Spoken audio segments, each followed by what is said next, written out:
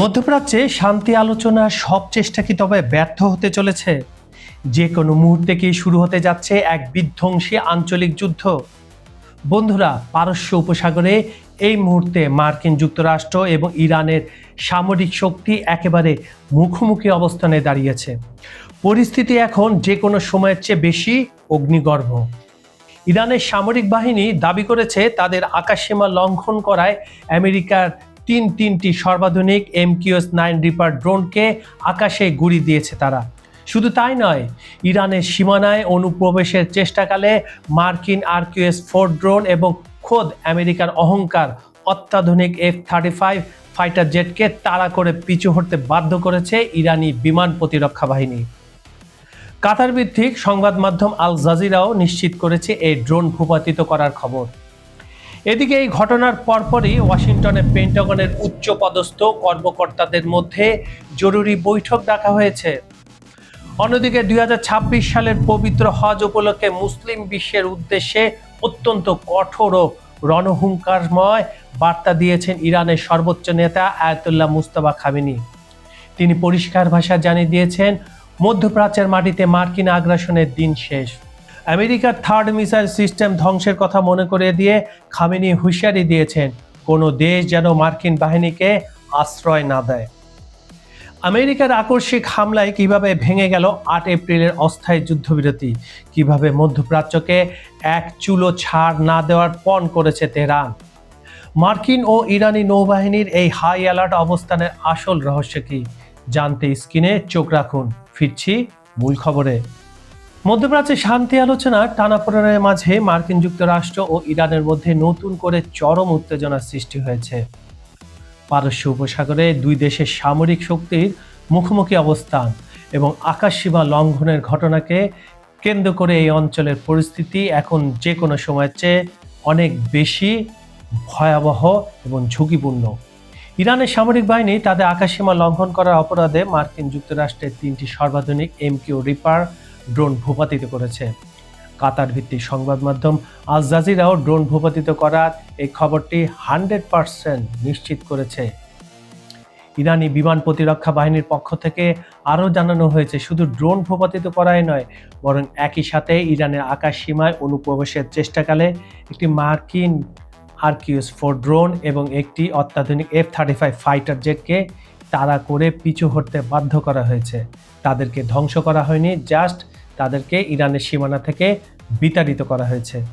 ইরানের দাবি, মার্কিন বাহিনী এই অঞ্চলে ক্রমাগত উস্কানিমূলক নজরদারি চালাচ্ছে, যার উপযুক্ত জবাব দেওয়া হয়েছে।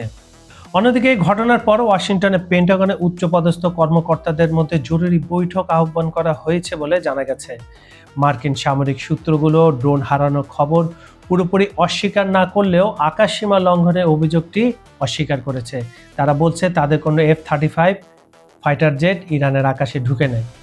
তাদের সব কথাই মিথ্যা, বারবার তা প্রমাণ হয়েছে অতীতেও। ইরানের এই তীব্র পাল্টা জবাবের সূত্রপাত হয়েছিল পারস্য উপসাগরের কৌশলগত হরমুজ প্রণালীতে মার্কিন সামরিক বাহিনীর আকস্মিক হামলার পর গত সোমবার রাতে যেটা হয়েছিল। মার্কিন সেনা মুখপাত্রের দাবি অনুযায়ী তারা মূলত আত্মরক্ষার্থে দক্ষিণ ইরানে অবস্থিত একটি ক্ষেপণাস্ত্র উৎক্ষেপণ কেন্দ্র এবং সমুদ্র মাইন স্থাপনকারী জাহাজের উপর এই বিমান হামলা চালিয়েছে। এখানেই মিথ্যা কথা আবার বলেছে মার্কিন যুক্তরাষ্ট্র। তারা মোট 3 জায়গায়, বন্দর আব্বাস, হরমুজের আশেপাশে আর যে জায়গাটার কথা তারা বলেছে, এই 3 জায়গায় তারা হামলা করেছে এবং হামলার ভিডিও পুরো সামাজিক যোগাযোগ মাধ্যমে ছড়িয়ে পড়েছে। ভয়াবহ হামলা, চুক্তি ভঙ্গ করে, শান্তি চুক্তি ভঙ্গ করে। তাদেরকে বিশ্বাস করা ঠিক হয়নি ইরানকে। আর ইরান অবশ্য আগে বলে দিয়েছিল চরম অবিশ্বাসের মধ্য দিয়ে তারা বৈঠকে বসেছে। গত 8 এপ্রিল দুই দেশের মধ্যে একটি অস্থায়ী যুদ্ধবিরতি চুক্তি কার্যকর হলেও মার্কিন যুক্তরাষ্ট্রের এই আকস্মিক হামলার মাধ্যমে তা পুরোপুরি ভেঙে যায়। কাতার যে শান্তি আলোচনার মধ্যস্থতা করছিল, মার্কিন এই পদক্ষেপের ফলে তা গভীর সংকটে পড়েছে। এদিকে 2026 সালের পবিত্র হজ উপলক্ষে মুসলিম বিশ্বের উদ্দেশ্যে অত্যন্ত কঠোর ও তাৎপর্যপূর্ণ মেসেজ দিয়েছেন ইরানের সর্বোচ্চ নেতা আয়াতুল্লাহ মুজতবা খামেনি।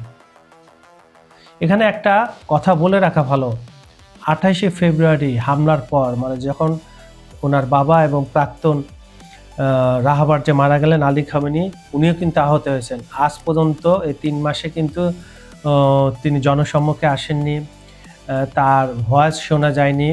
তিনি সবসময় লিখিত স্টেটমেন্ট পাঠান, লিখিত বার্তা পাঠান, এভাবে ওই বার্তাটা আরেকজন পড়ে দেয় বা টেলিভিশন বা রেডিওতে পড়া হয় আর টেলিভিশনে এটা দেখানো হয়, এই ধরনের বার্তা দেওয়া হয়। ওনাকে নিয়ে অনেক ধরনের অপপ্রচার চালাচ্ছে। পশ্চিমারা বলেছে যে ওনার এক চোখ নষ্ট হয়ে গেছে, একটা পা কেটে ফেলে দিতে হয়েছে, উনি কথা বলার মতো অবস্থায় নাই। কিন্তু ইরান বারবার বলছে যে উনি সুস্থ আছেন, আপনার নিরাপত্তাজনিত কারণে উনি এখনো আসেননি, সময় মতো আসবে। যাক, সে কথা। মোস্তফার এই বার্তা মধ্যপ্রাচ্যে ভূ রাজনীতিতে নতুন মেরুকরণের ইঙ্গিত দিচ্ছে। খামেনি তার ভাষণে মার্কিন যুক্তরাষ্ট্র এবং ইসরায়েল উভয় দেশকে একযোগে তীব্র নিশানা করেছেন। তিনি মধ্যপ্রাচ্যের দেশগুলো, বিশেষ করে উপসাগরের রাষ্ট্রগুলোকে হুঁশিয়ারি দিয়ে বলেন তারা যেন মার্কিন সামরিক ঘাঁটিকে আর নিজেদের ঢাল হিসাবে ব্যবহার করতে না দেয়। মার্কিন বাহিনীকে এই অঞ্চলে কোনো নিরাপদ আশ্রয় দেওয়া হবে না উল্লেখ করে তিনি স্মরণ করিয়ে দেন আগের 40 দিনের যুদ্ধে ইরান মার্কিন যুক্তরাষ্ট্রের একাধিক থার্ড ক্ষেপণাস্ত্র প্রতিরক্ষা ব্যবস্থা ধ্বংস করে তাদের সামরিক দুর্বলতা বিশ্ববাসীর সামনে তুলে ধরেছে। ইরানের সর্বোচ্চ নেতা তার বক্তব্যে ইসরায়েলের চূড়ান্ত ধ্বংসের ইঙ্গিত দিয়ে একে একটি ক্যান্সারের টিউমার হিসেবে আখ্যায়িত করেছেন এবং দাবি করেছেন এই রাষ্ট্রটি এখন তার শেষ পর্যায়ে রয়েছে। তিনি আরও স্পষ্ট করে দিয়েছেন হরমুজ প্রণালীকে ইরান একটি কৌশলগত চাপ সৃষ্টির অস্ত্র হিসেবে ব্যবহার করবে। যদি মার্কিন যুক্তরাষ্ট্র এই অঞ্চলে তাদের সামরিক আগ্রাসন ও নিষেধাজ্ঞা বন্ধ না করে, তবে মধ্যপ্রাচ্যে অবস্থিত সমস্ত মার্কিন সামরিক ঘাঁটি ইরানের নিখুঁত ক্ষেপণাস্ত্রের মূল লক্ষ্যবস্তুতে পরিণত হবে। বন্ধুরা, সর্বশেষ আপডেট অনুযায়ী পারস্য উপসাগরে 2 দেশের নৌবাহিনী এখন হাই অ্যালার্ট অবস্থায় রয়েছে। শান্তিপ্রিয় বিশ্ববাসীর জন্য পরিস্থিতি অত্যন্ত আশঙ্কাজনক ও উদ্বেগজনক হলেও ইরান কোনোভাবে মার্কিন ও ইসরায়েলি সামরিক চাপের মুখে পিছু হটতে রাজি নয়। আন্তর্জাতিক মহল মনে করছে আগামী কয়েক ঘন্টার মধ্যে যদি কোনো কার্যকর কূটনৈতিক পদক্ষেপ নেওয়া না হয়, তবে সংঘাত পূর্ণাঙ্গ আঞ্চলিক যুদ্ধে রূপ নিতে পারে। পারস্য উপসাগরে জলসীমা এখন এক অঘোষিত যুদ্ধক্ষেত্রে পরিণত হয়েছে। একদিকে আমেরিকার সর্বাধুনিক প্রযুক্তির অহংকার, অন্যদিকে ইরানের বুক চিতিয়ে লড়াই করার পর এই দুয়ের মাঝে দাঁড়িয়ে কাঁপছে পুরো মধ্যপ্রাচ্য। 8 এপ্রিলে যুদ্ধবিরতি ভেঙে যাওয়ার পর খামেনির এই রণহুঙ্কার কি সত্যি আমেরিকাকে পিছু হটতে বাধ্য করবে, নাকি ট্রাম্প প্রশাসনের পেন্টাগন পাল্টা কোনো বিধ্বংসী পদক্ষেপ নেবে? ওয়াশিংটন বনাম তেহরানের এই স্নায়ুযুদ্ধ শেষ পর্যন্ত কোন দিকে মোড় নেয়, সেটাই এখন দেখার বিষয়। যাওয়ার আগে আপনাদের কাছে একটি প্রশ্ন রেখে যাচ্ছি, আপনার কি মনে হয় 2026 সালে এসে মধ্যপ্রাচ্য আরেকটি রক্তক্ষয়ী মহাযুদ্ধের মুখোমুখি হতে যাচ্ছে, নাকি কূটনীতিক আলোচনার মাধ্যমে এই উত্তেজনার অবসান ঘটবে? আপনার মূল্যবান মতামতটি অবশ্যই আমাদের কমেন্ট বক্সে লিখে জানাবেন। আন্তর্জাতিক রাজনীতির এমন গরম খবরের তাৎক্ষণিক ও চুলচেরা বিশ্লেষণ সবার আগে পেতে খবর সন্দেহ চ্যানেলটি এখনই সাবস্ক্রাইব করে রাখুন। আর আমাদের সাথে যে কোনো বিজ্ঞাপন বা বিজনেস প্রমোশনের জন্য ডেসক্রিপশন বক্সে দেওয়া নাম্বারে সরাসরি যোগাযোগ করতে পারেন।